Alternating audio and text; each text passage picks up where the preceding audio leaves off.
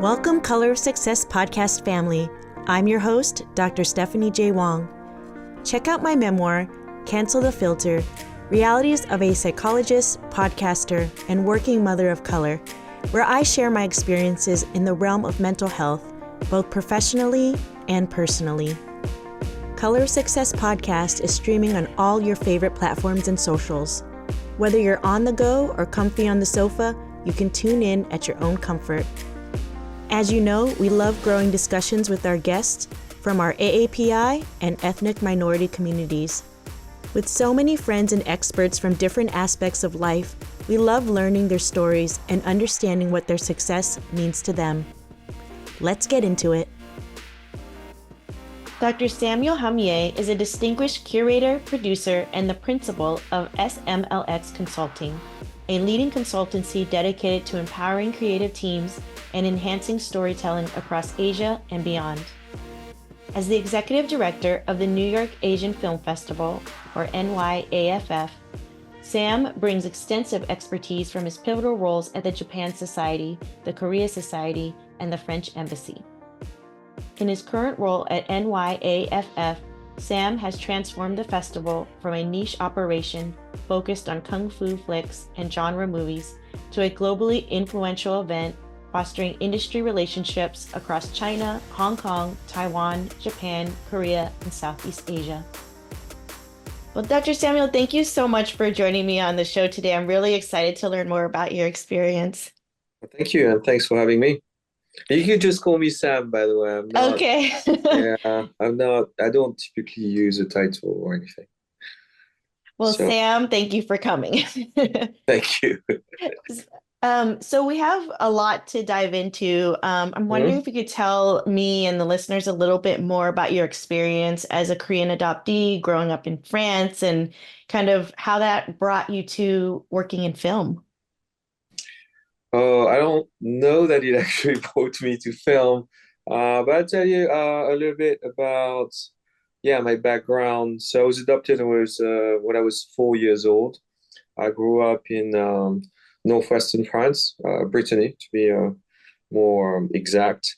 I was the only non-white kid until my teenage years, which was a challenge. At the time, I didn't really perceive it as such because I was just, I was just the only one there. I just had to deal with it.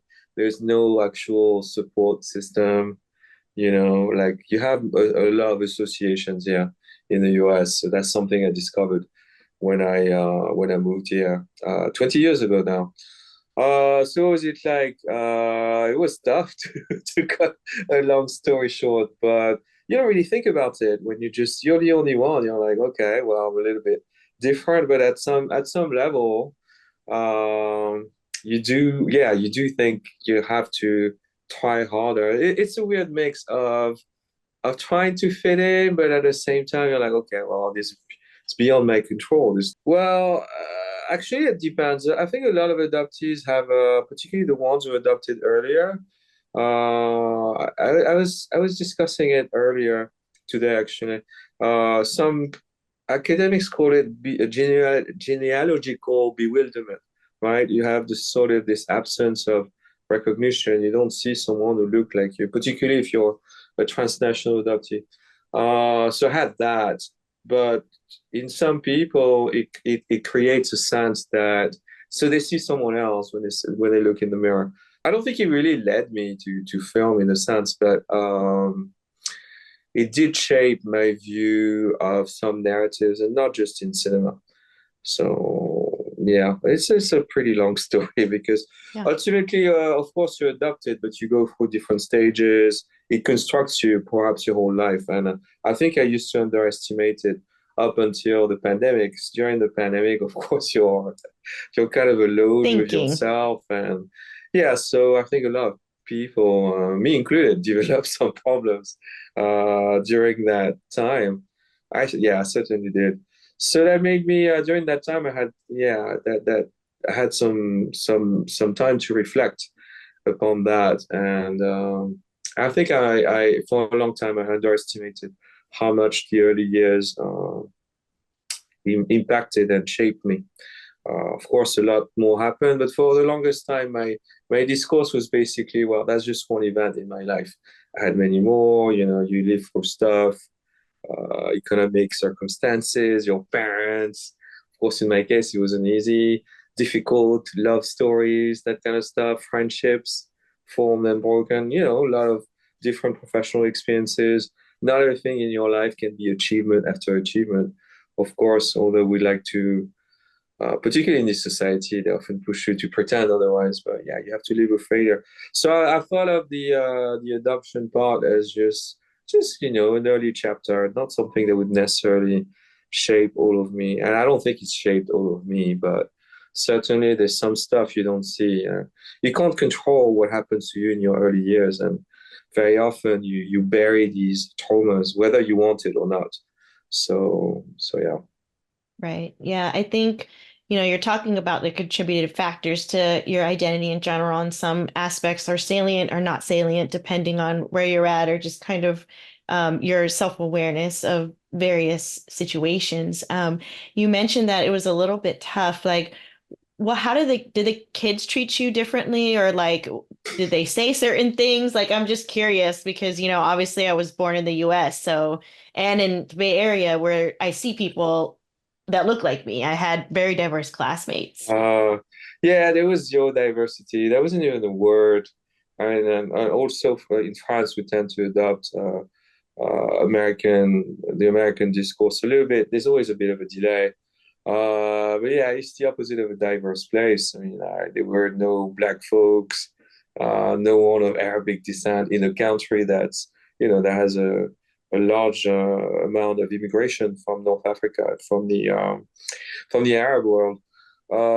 So yeah, of course, kids treated me differently. I think kids. I mean, that's my view on it. Like, I'm not sure that's necessarily true, but I think kids do tend to pick on anything that makes you different. And so yeah, there was. I didn't have any protection against it.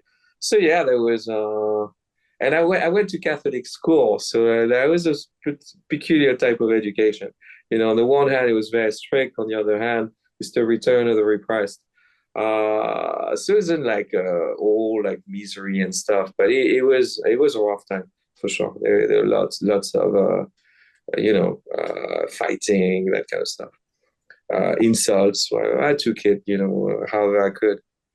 How did you cope with that? Because I imagine that, like you said, you're not fully aware of kind of what's going on, but you still, as a kid, that's really tough. When we're adults, we kind of look at it at a distance, but when you're in it, that's your world. How did I cope with it? Well, I was not small when I was a kid, so I would stand up to other kids. It's a bit hard to describe. My parents were super conservative, so it was really like there. In many ways, I've been told that many times, and I now believe they are like that. They're very much like your image of Asian parents. Even though I grew up with French parents, they're on the far edge of conservatism in terms of education. Like, the whole you have to be number one in everything. Don't shame us. Don't shame the family. Don't be a disappointment. At the same time, always telling me, wow, that's disappointing. So lazy and so on. Yeah, kind of stuff. So I think in this sense, it pushed me to just tough it up. Not Hmm. to say that they weren't supportive. Of course, they were supportive, but it only went so far. I mean, I don't think they had the how could I put it, the instruments, the intellectual instruments to deal with that. And they didn't know how to deal with it. And their idea of Asia was extraordinarily vague. I mean, it's just like, I remember when I was a teenager, they tried to have me hang out with some. So I started seeing some Vietnamese kids like Hmm. around 12, 13. They're like, why don't you hang out with these guys? They're your people. I'm like, I'm Korean. I don't think that's exactly the same.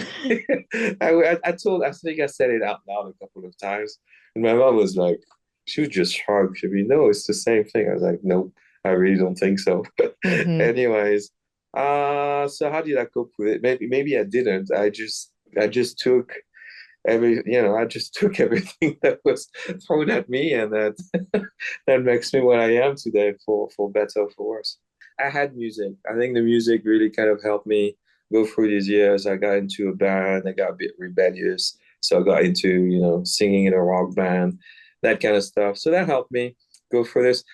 I mean, that's often, I don't want to say all Asian American clients that I see, but I see quite a few Asian Americans. And I think that that's really, really hard is maybe there are generational gaps in terms of how we can cope, because I think it's a luxury to be able to go to therapy now. Before, many of our ancestors were just trying to survive.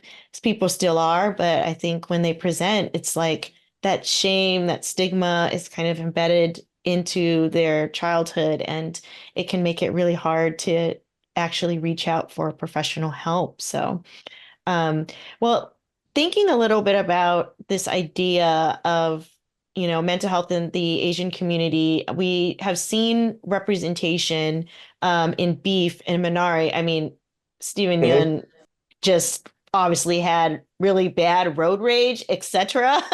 A lot of Yeah, different things. So, I mean, how do you see these films and TV shows really shaping representation and the way that there's diverse narratives now? I think particularly Beef is kind of a landmark moment because, of course, it was a very prominent show. It was a pretty big hit. There's now a season two.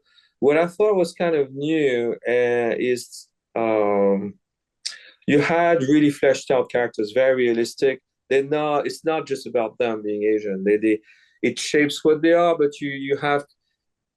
I think this it's really interesting. They're really three-dimensional. You have some ideology Yes. in there, but like it's very easy to identify with them. And in fact, it had a very large audience. So I think it comes from a place where, yes, there are Asians. You see the Ali Wong character in particular, she's been sort of, she's a sidekick, and that causes a lot of her problem. She's kind of treated by her boss, who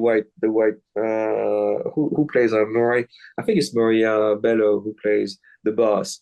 So she's not the main character in the story. She's this very successful woman, but at the same time, she's kind of being put on the sideline. I think that explains this sort of rage she's got. Steven Yeun is a bit of a different character, but okay. First of all, I was really impressed to see folks actually recognize that. That's the first time I was watching an Asian American story, and I was like, this is exactly like what my friends are like. I've met people exactly like that. The language, the whole like going to church thing. I was like, I know some folks in LA that are exactly like that. It was quite uncanny. And I thought that that's one of the major achievements of the series. I think it was, to me, by far the best Asian American narrative that I've seen. I have more mixed feelings about Minari. I think it's also a great achievement. It's sort of in a gray zone. It's also a Korean film in many respects, and I do tend to think the performances from the Korean cast are more interesting in a sense. I have some slight issues with the way it was cast, although Steven Yeun did a really good job. I mean, it's a good film. Um, but Beef definitely was sort of a massive leap forward because you see two you also from a sociological perspective it's Mm-hmm. quite fascinating because you see both ends of the spectrum. You see this woman, she's been pushed to be the best at what she's doing. On the other hand, you have the character played by Steven Yeun is kind of the opposite. Like, he'll never do well. He's trying really hard, but or is he really trying to? And you see here all kinds of limitations. I thought he was an incredibly realistic character, as was Ali Wong, but in both ends of the social spectrum, I thought they were great.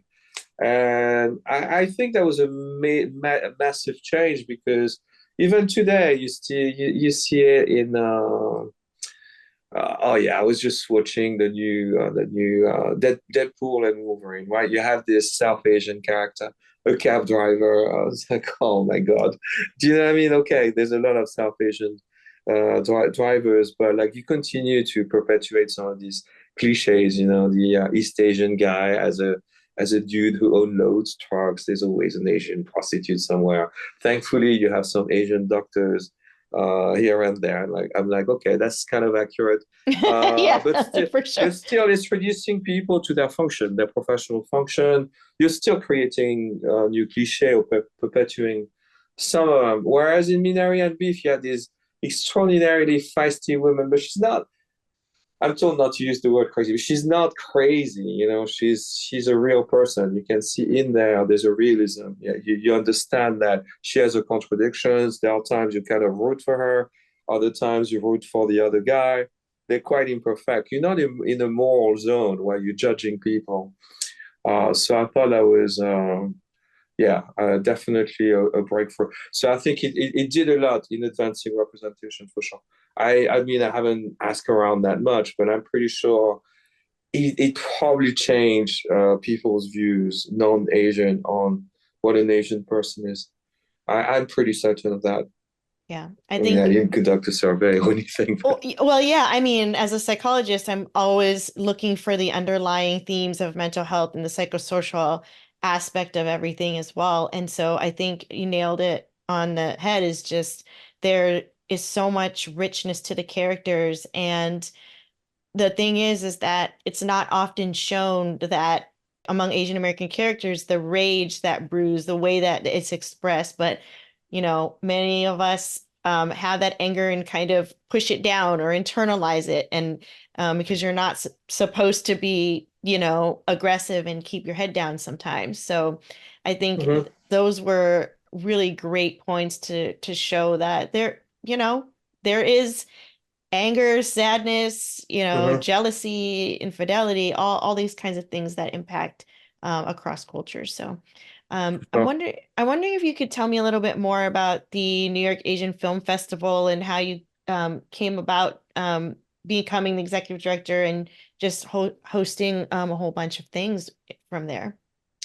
okay, so when I joined the New York Asian Film Festival at the time, I was actually working for Japan Society. So they have their own venue near their own theater, multi-purpose performing arts space. So I was running their programs there. I was organizing retrospectives, tributes to masters of Japanese cinema, actors, filmmakers, and so on. So year-round programming of Japanese films. So we were hosting a few select screenings, Japanese films, of course, as part of the New York Asian Film Festival. So kind of organically, I became closer to the organizers of the festival. At the time, they had just moved to Film Lincoln Center, so I became involved in that move to Film Lincoln Center. It's significant in that before they use sort of like, I don't know how to describe them, independent venues, for lack of a better word. Very like downtown institutions, not necessarily huge spaces, a lot less, temple to high art, as opposed to Lincoln Center. So that was sort of a turning point for the festival. I joined around that time, and one thing led to another. I was asked to select films from Korea, Japan originally, and then Korea. And then 1 or 2 years later, I was basically leading the artistic direction of the festival. And I took over the management about 5 years ago now. Amazing. I mean, what do you still want to see? What story do you want to see, told at this point? Because there, obviously, we want characters to be 3D and all of that, but Yeah. you've seen tons of films and shows. What are you hoping for in this next wave, considering, there has been an increase in Asian representation in film? Yeah, I think there's definitely an increase. So you're not. I mean, I still think to an extent, Asian are still kind of the underdog of the industry. I mean, you look at the names, the during the when the ending credit rolls, it's like there's a flood of Asian names in there, all behind the camera. I think that's great, and that's definitely important. I think it has to happen on both sides of the camera. One issue that I have is there's a tendency, particularly for the large sort of commercial enterprise, the tentpole business, there's always a tendency to pick the three Asian people. I think one moment that I found kind of dismaying and really disappointing. For example, Disney doing Asian representation is really quite something. Mulan, I thought, was a particularly low point. I think that really set the clock back, in my view. Hmm. That I think needs to stop. Everyone was pretty much cast either like the extreme of typecasting or against type, but extremely against type. So, for example, in that movie, you had Jet Li cast as basically a damsel emperor in distress. And I'm like, this is one of the best martial artists, real martial artist. And you're putting him in a role where he has to be saved. There's a whole bunch of nonsense about Chinese culture. And there I was like, this is absolutely catastrophic. It goes from the design, that's from the casting. Liu Yifei is not a bad actress. In fact, I mean, she's a huge star, really great on-screen presence, wrong casting choice. Like, there's almost nothing right about this movie. So I would like for this kind of stuff to stop. So I think more authenticity would be great. Like, it's important, of course, to cast people in front of the camera, but it has to get better. You have to dig a little deeper. I mean, a friend of mine, for example, he did a series for Netflix. I should include him, but and I'm not gonna say who that is. But so the guy was developing really great director and writer. So he's developing a story about a Chinese American teacher, right? So he's talking to his agents, big agency, and they're like, "Oh, hey, how about you cast this very famous Korean American actor?" And my friend's like, "It's about a Chinese American teacher. I'm a Chinese guy." And the agent's like, yeah, and it's like it didn't make any difference.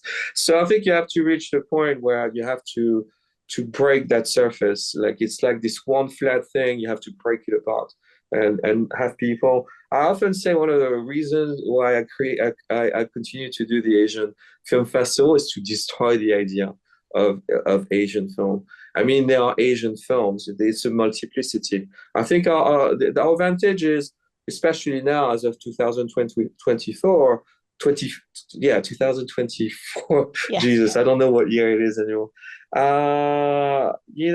are people who come from we don't come from third world countries anymore. When I grew up, like people would ask me, "Oh, what's Korea? Where is Korea?"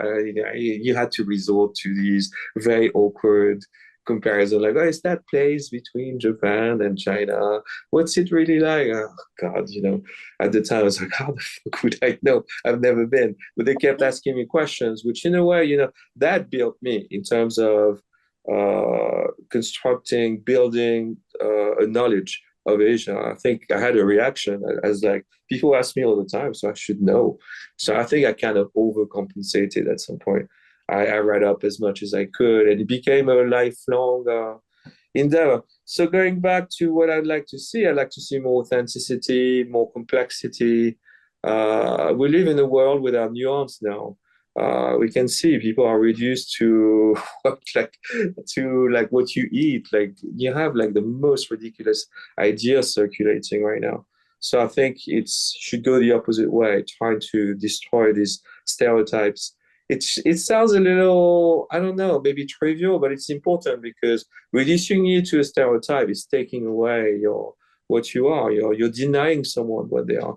A lot of Asian American males have this rage. I've heard that for the past 20 years, maybe a little less now. Like they have this rage as being denied their sexual identity. Like, oh, we're being emasculated. At first, for a long time, I didn't really get it. I was like, what do you mean? And I was like, as an Asian guy, I grew up in France. Obviously, our views on sexuality and so on are really quite different. Not that the cliches about France are necessarily accurate, but some of it is accurate. So I couldn't really understand. I was like, things have been fine for me. I just couldn't really relate. It's that whole thing, oh, I've made it. Why don't you? Why didn't you? But later on, I understood. I mean, if you grow up in this kind of environment, your family internalizes the cliches, start feeling like they are less than others.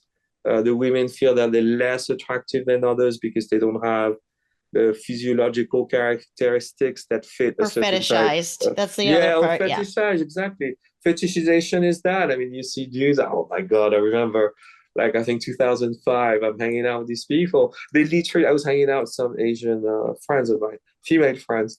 Like this one guy, he couldn't tell who was who. That's a good God. I thought it was a mixture of, yeah, it was an interesting moment in any case.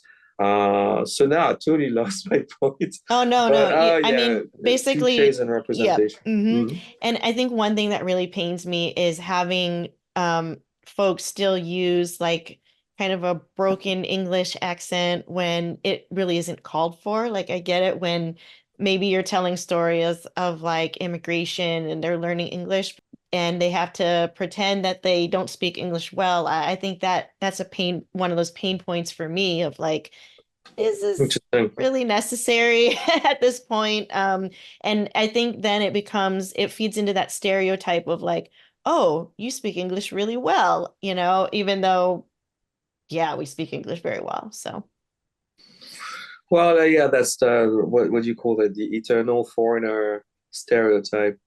Yeah, that's not great. I have mixed feelings about it as well. Sometimes I'm like, well, it can be funny, but very often it's like exactly like, is it really necessary? Do you really have to do that? Or, yeah, it's a mixed bag. I think overall it's not very positive. I, I definitely, I definitely agree with that for so sure. what can we do to kind of, in your perspective, to increase representation in this diverse and rich stories. I think one that's been happening is putting our money behind the ticket sales when movies come out and Sure. things like that. But I'm talking at a higher level, or even grassroots level, whichever you feel, Hmm. you could speak um, to actually build on momentum so that we aren't just relegated to these like specific stories or roles. Um, well, there's many. Where do I start? Well, first of all, I don't think like this idea of supporting like the Gold House idea of supporting.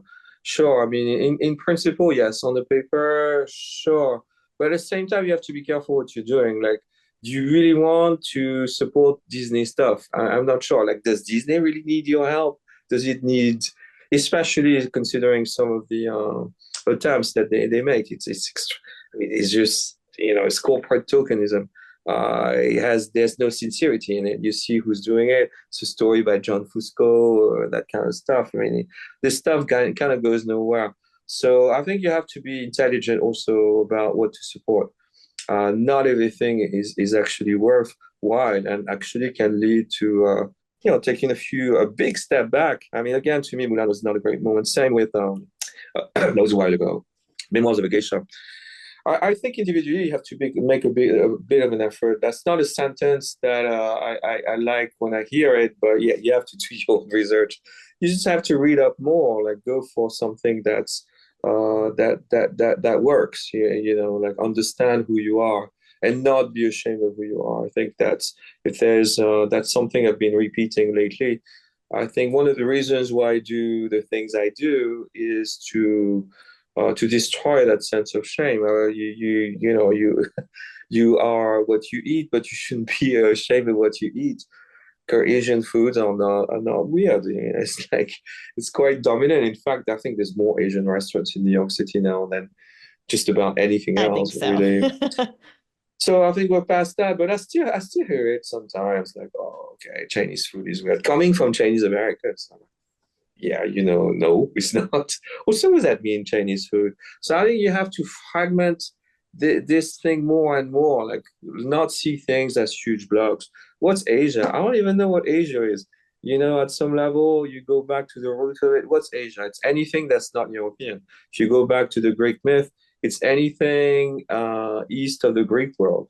That covers a lot of ground. Like it's like the Persian Empire, that kind of stuff, right? So what does that even mean? Does that include the Middle East? Where do we go?